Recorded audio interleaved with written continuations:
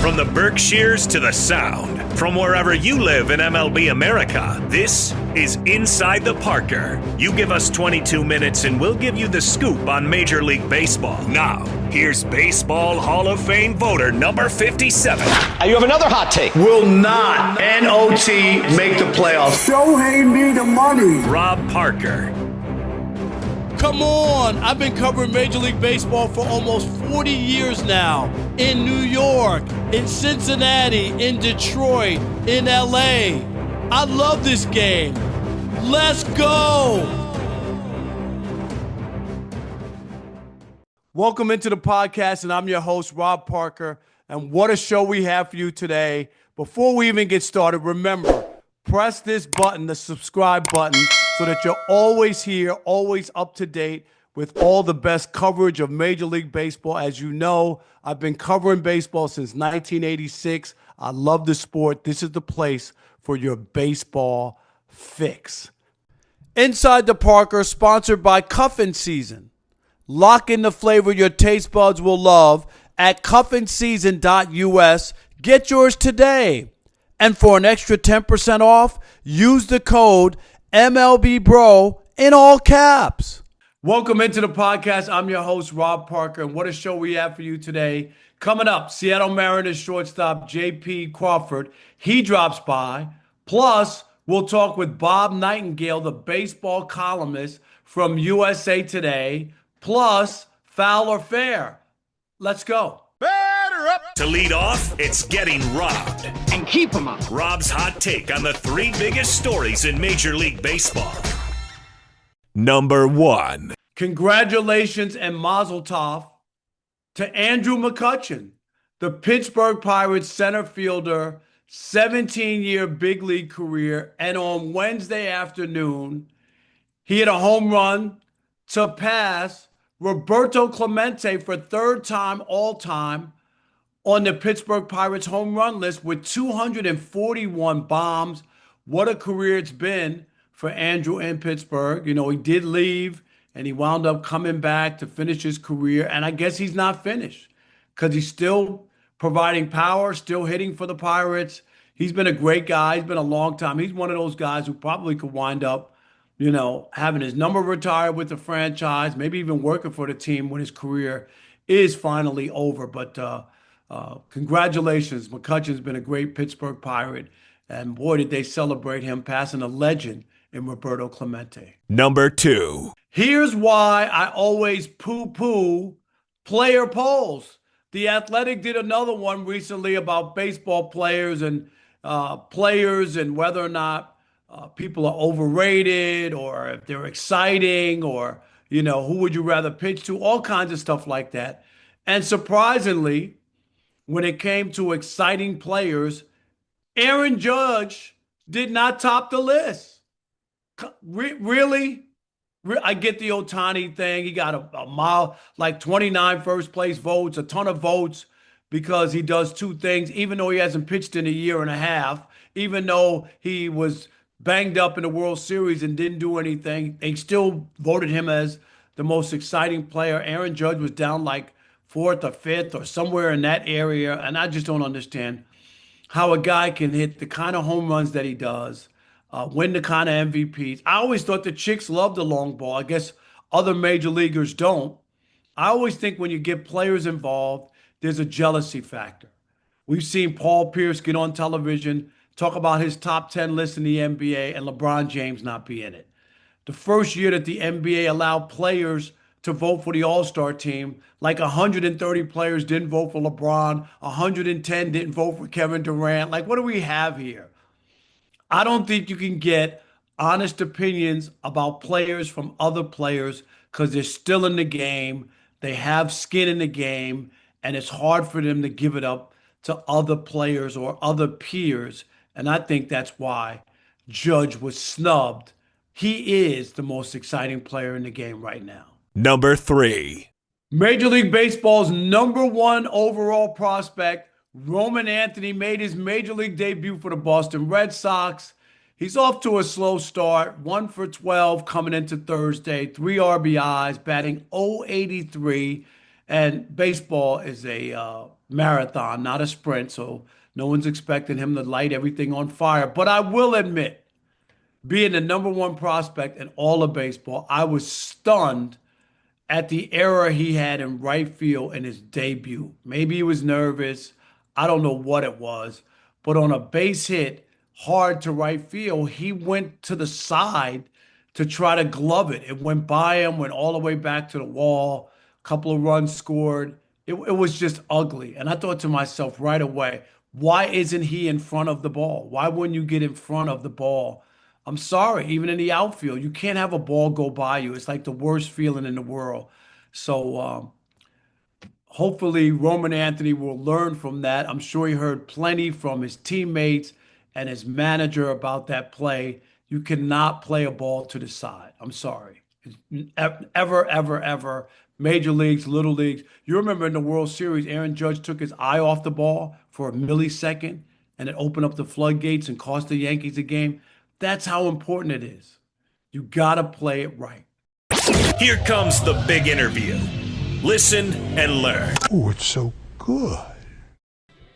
All right, now let's welcome into the podcast JP Crawford, John Paul Crawford. For people who don't know, thanks for joining us. Appreciate you. Yeah, thanks for having me. Yes. Let's talk about your team and expectations. A couple years ago, you guys got the taste of the postseason. Is that what this team's expectation is this year? Oh, yeah, that should be every team's expectation, to play in October, and should be everyone's goal in here for sure. Let's talk about you and your hitting.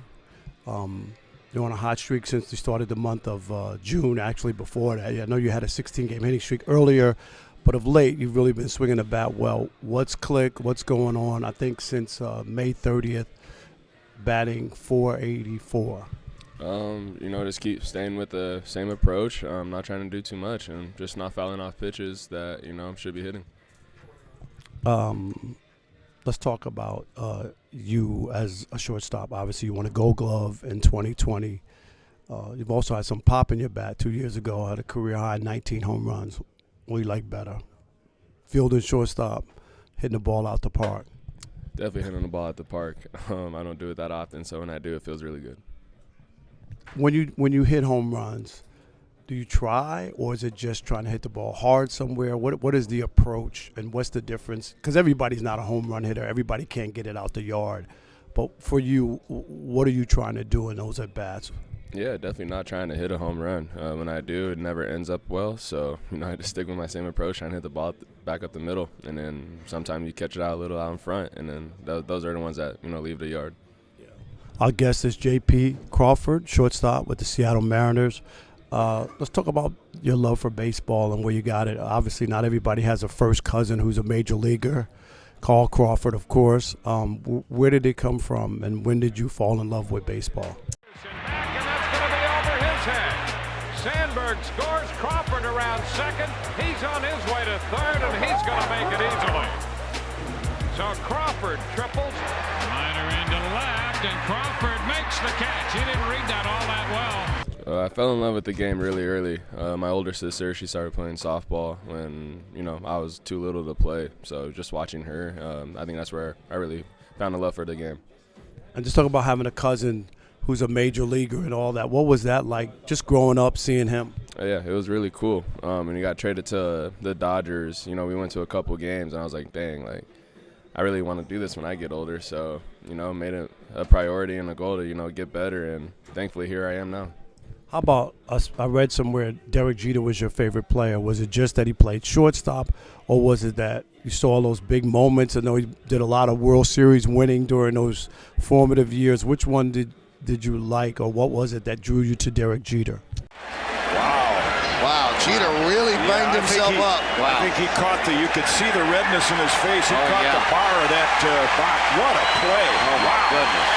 I think the thing that drew me to Jeter was, he's half African-American, half white, just like me. And, seeing a guy that looks like me and that could do it, gave me hope that I could do it too. I'm sure. Do you have any special memories or of I know he has a classic one. It's even on his Hall of Fame plaque, Mr. November, when he hit the home run in November for the Yankees. You have any memories? There was that behind-the-back flip against Oakland in the playoffs. That was another one. He's had a couple. One he dove into the stands, came out bloody. Which one? Yeah, I was just about to say that. The one where, he dove into the stands, had a black eye instantly, and seeing that he stayed in the game, I was just like, man, this guy's a dog. Try to remodel my game after him. And you're from Long Beach, so being in Southern California, back close home, how's it always good to come here and play in either Anaheim or at the Dodgers? Oh, yeah, for sure. Love coming down here to play. All my family and friends get to see me play, and, there's no better place to play for me. And you grew up as a Dodger fan. As soon as you get to the big leagues, that goes away, doesn't it? Yeah, it does, for sure. All right, all the best. We appreciate you. Thank you so much. Thank you. Appreciate it. In case you missed Rob Parker on the MLB Network, here's his latest appearance on MLB Now. Rob Parker's a regular on the showdown. He's quick on the draw. Rob, good to have you back. How are you? Always good, BK. I'm ready to go, my man. Let's go. So what we just talked about, Dodgers white flagging it, right? Kike 2 1/3. Are you good with this? I'm not good with it. I mean, BK, it's a mockery of the game. I'm sorry. There's got to be somebody else in the bullpen to get a couple more outs. It was the 6th inning, right? I mean, before the 7th inning, you're going to have them pitch almost 3 innings? I'm not with it. Yeah, so what do you do? Like, there's ways of doing it. There's already a rule on the books. You got to be losing by 8 or winning by 10. And by the way, the Dodgers do the winning by 10 thing a lot, too. I think they're about the only team that does that. So they're doing this. Are you going to do something to stop it if you're the league? I think so. I just don't like it. I don't think that's what people have come to the ballpark to pay for.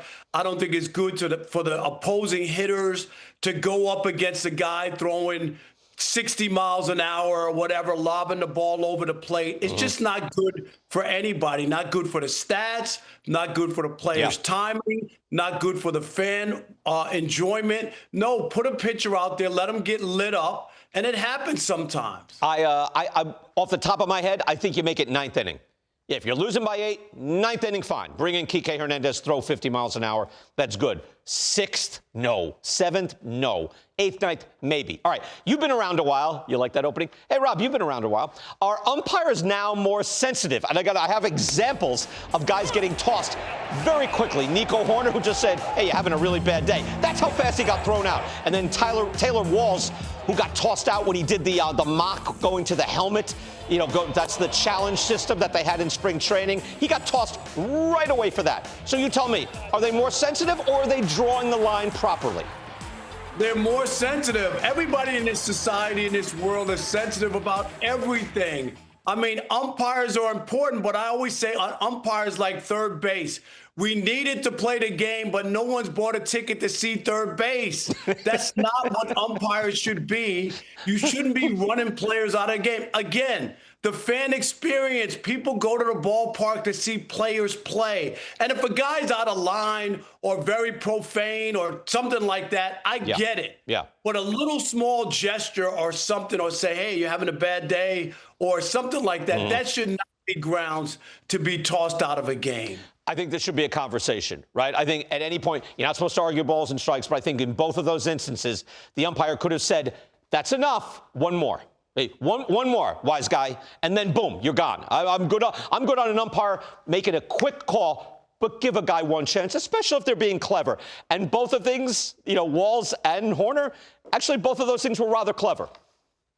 I agree. I love the helmet challenge. I mean, I think that's so good. I didn't say anything. I was just adjusting my helmet. What I said, you and I are the same way, right? Just tweaking people.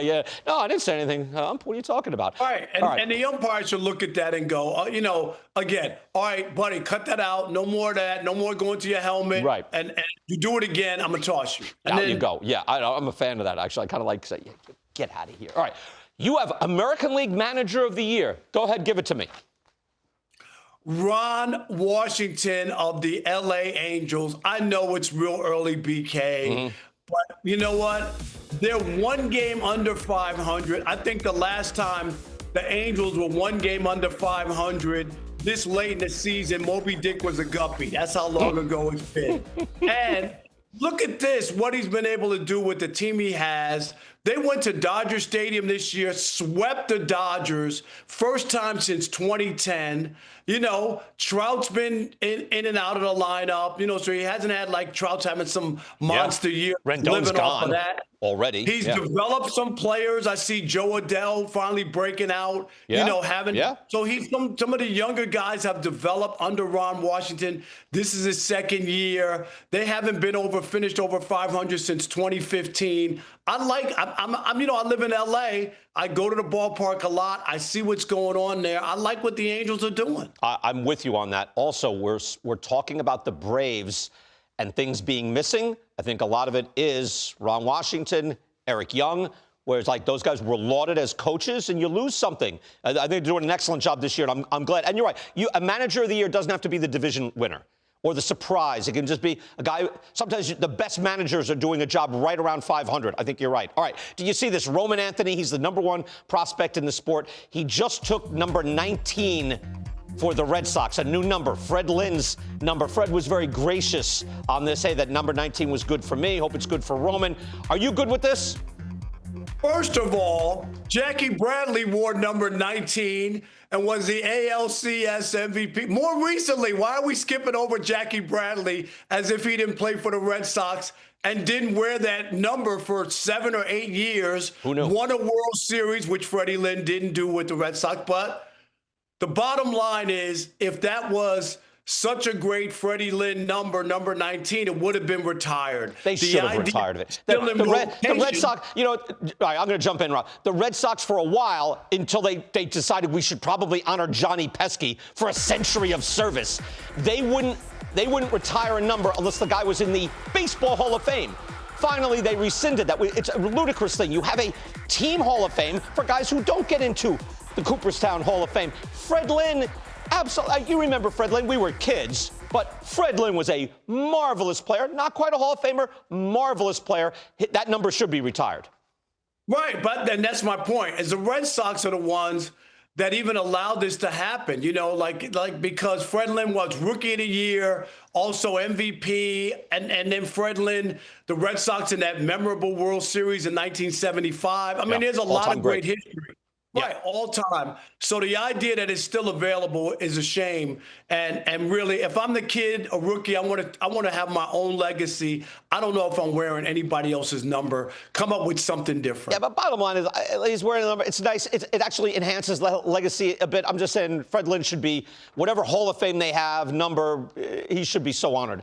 I want to throw this in. Check out Rob Parker on. I know we know Rob is a funny guy. Here's Rob Parker doing it professionally. Check this out.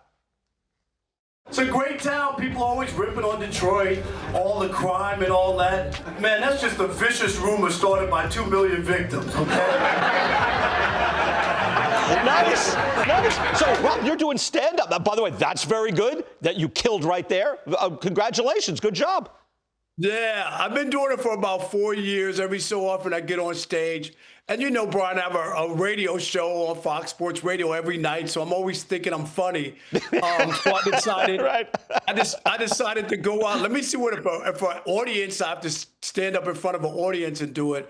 So it's a way of getting out of my comfort zone. It's a lot of fun. I enjoy it. Look, that is the toughest thing to do in show business, right? It's one thing like here where we're engaging, you're a funny guy and everything. Another thing, get on stage, grab the mic in front of an audience. So good for you. You should get your own Netflix special soon. Red Sox are on Netflix. What about Rob Parker? Come on. There we go. From your ears, from your mouth to Netflix ears. I'm ready to go. I'm behind you all the way, Rob. Great job. We'll talk to you next week.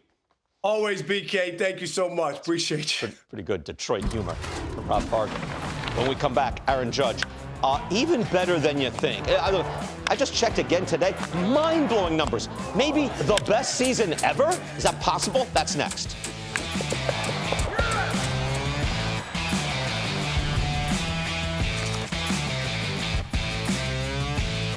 How are folks 60 and older having fun these days? Family cookouts. When Rob was a newspaper columnist, he lived by this motto. If I'm writing, I'm ripping. Let's bring in a writer or broadcaster, old or new. Now let's welcome into the podcast one of the best baseball writers in the country, Bob Nightengale from USA Today. Bob, thanks for joining us here on Inside the Parker, my man. My pleasure. Thank you, Rob. Appreciate it. Let's get right into it. And a couple things I want to look at. I'm going to start here a little different.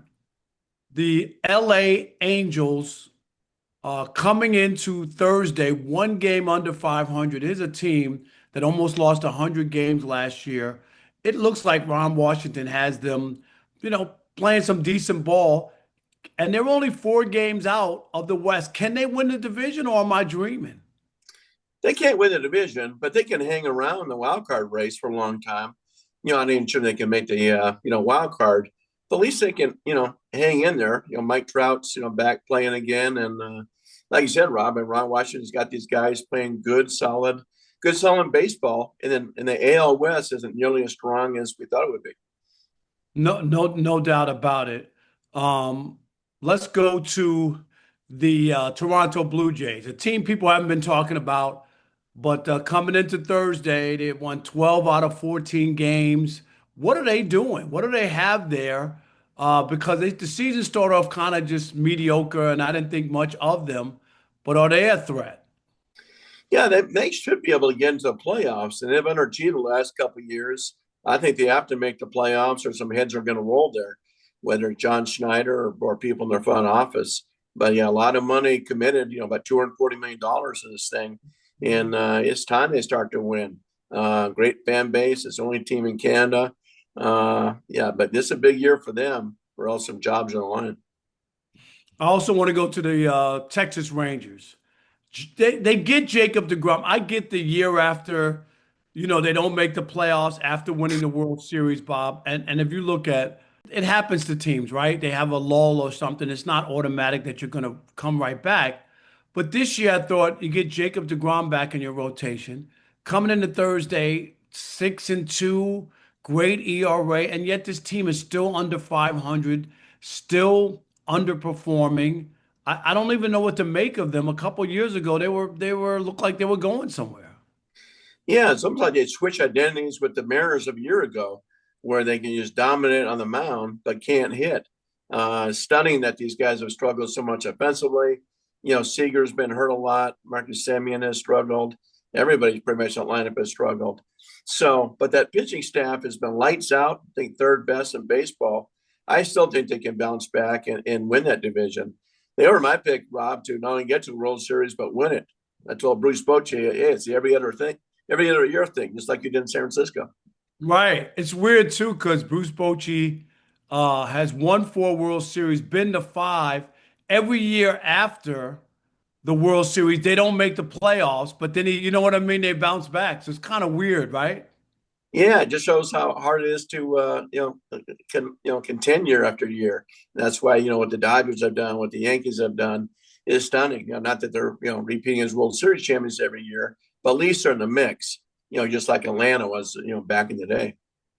Our guest is Bob Nightengale, baseball writer, columnist for USA Today. Bob, let's talk about those Dodgers. Started out 8-0. They looked like they were going to be the Beatles. They were going to go around. It was a tour.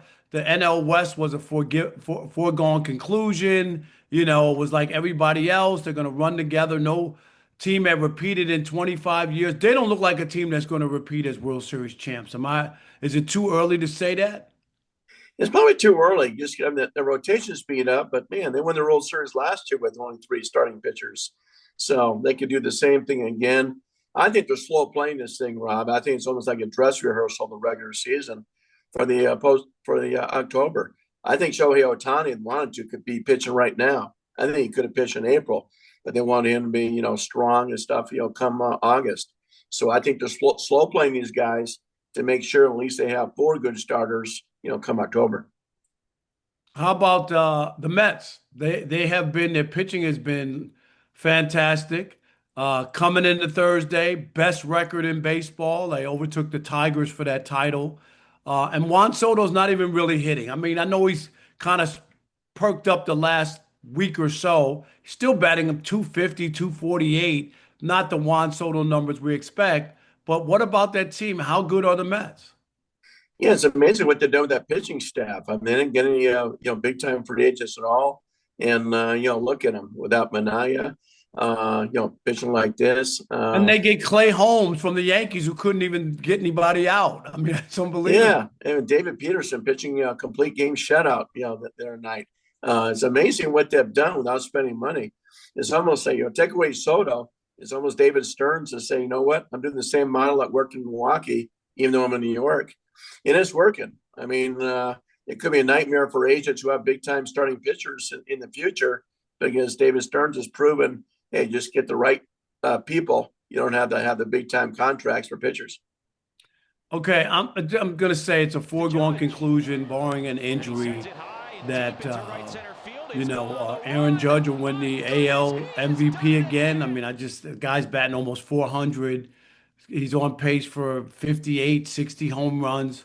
Bob, what about in the National League? Is Shohei, I know he scored a lot of runs. His RBI production is way down. At one point, he had 23 home runs and 39 RBIs, which is ludicrous. But how about in the National League? Who would you pick for MVP if we did it right now? It'd probably be close to a toss-up with the, Ohtani and Pete Crow Armstrong of the Chicago Cubs. 3-4 weeks ago, I would have said Fernando Tatis of the Padres. That was my preseason pick. But yeah, too early to tell. Could Paul Skeens win it? No, but it's unbelievable what he's doing as far as dominating, every time he takes the mound. So this thing is wide open. What's going to give Ohtani the advantage is when he takes the mound. It's like, okay, now he's, pitching too and hitting. It's almost like, fait accompli if he does both ways. Last thing, All-Star game's not that far, about a month or so out, in Atlanta this year, and a guy I think who should be on the All-Star team, finally healthy. And we saw Wednesday night with his bat and his glove, Byron Buxton from the Twins. I mean, I think he's having a fantastic season. Is he an All-Star? If he can still stay healthy, I mean, that's the thing. I mean, he's got as much talent as anybody in baseball, just has not been able to stay healthy. But if he stays healthy until the All-Star break, absolutely. Fun guy to watch, great personality, and fun team. I mean, they're showing that, hey, when those guys are healthy, they can win. But Buxton, it'd be cool for him because he's had so many injuries that have just derailed and pretty much a great, what should be a great career. Instead, it's been very injury prone. No doubt. His name is Bob Nightengale. Check him out in USA Today or online. Hey, Bob, always a pleasure. See you at the ballpark pretty soon, my man. All right. Look forward to it. Thanks, Rob. Now, here's the best from MLBBro.com. Jalen Gilkey has straight facts on MLBBro.com. Out west, Lawrence Butler has been heating up at the plate for the Athletics over his last 7 games coming into Monday night. The A's outfielder is slashing .435, going 10 for 23 at the plate with 4 doubles, a big fly, and 5 stakes driven in. He's been a problem for pitchers lately. He's seeing it well, barreling up every baseball that comes his way, and he's doing major damage for the A's. And we can't sleep on that defense. Butler, he's been holding it down in right field with a few nasty plays with that leather to keep some very important runs off the board. Now, his biggest night of the week came against Minnesota on June 2nd when he went 2 for 2 with a big fly and a double, driving in 3, completely taking over that game for the A's. Although Butler's star is shining for the A's, that franchise is constantly stuck in rebuild mode. However, this is the kind of stretch a young MLB bro needs to turn heads across the show. And if Butler keeps putting up numbers like this, he might just force his way into that all-star combo come mid-July. I'm Jalen Gilkey for MLBBro.com, and I'm spitting straight facts.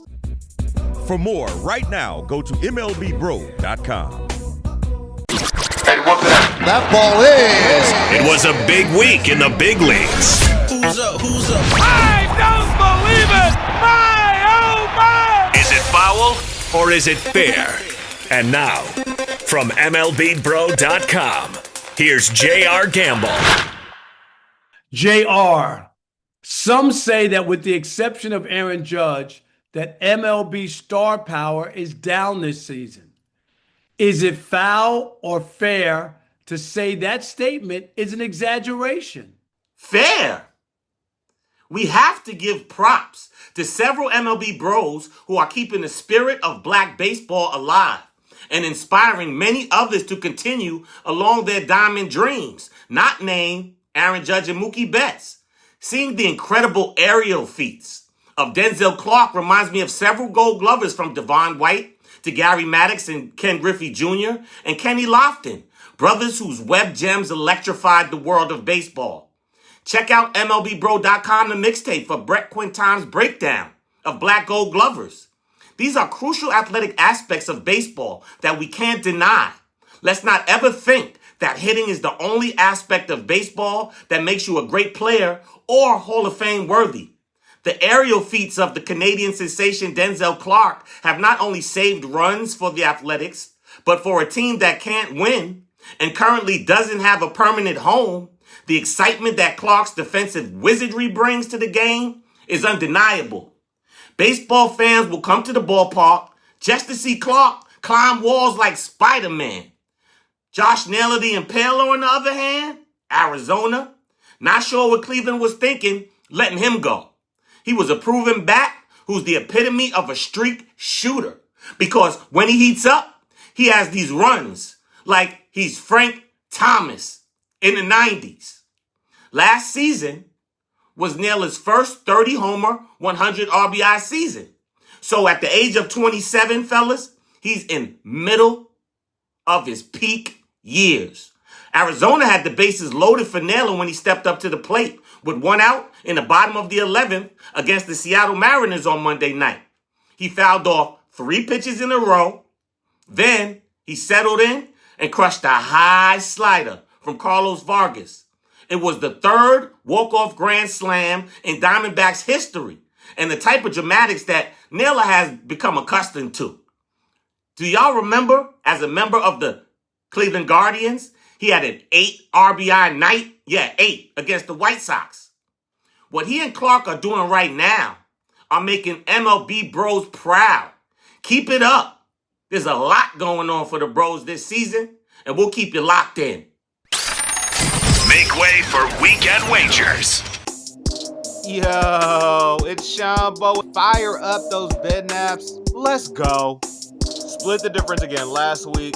That is 1-1. That brings us to 13 wins, 9 losses so far on this season. But we're going to get you to 15 wins this weekend. And we're going to do it in style as we got a couple of bangers this weekend. And let's start it off on Friday where the rival San Francisco Giants visit the LA Dodgers. And you know when it's Logan Webb against Yoshi Yamamoto, you got to pay attention. But we're actually liking the road dog. Go ahead and take those plus money dogs in the San Francisco Giants. Just go ahead and take a money line. I think they got a little something up their sleeve in this rivalry, still game 1. And then on Saturday, we're going to move over to another rivalry in Boston as the Red Sox welcome in the New York Yankees. Hi, I'm Rob Parker, the founder and editor of MLBBro.com, where we cover black and brown major leaguers. 75% of the content will be about the current black and brown stars in Major League Baseball. The other 25%, we'll take a look back at some of the great black players. On the site, there'll be a ton of great written stories and videos and features. MLB Bro, because you need to know. MLB fans, when it comes to Major League Baseball, no one covers it better than the Odd Couple. Fact. I am the baseball king. First, second, third, and home. We're leading shows with baseball. Game over. They don't watch it. They don't know the game. All in one place. Let's go! Right here on Fox Sports Radio. I love baseball.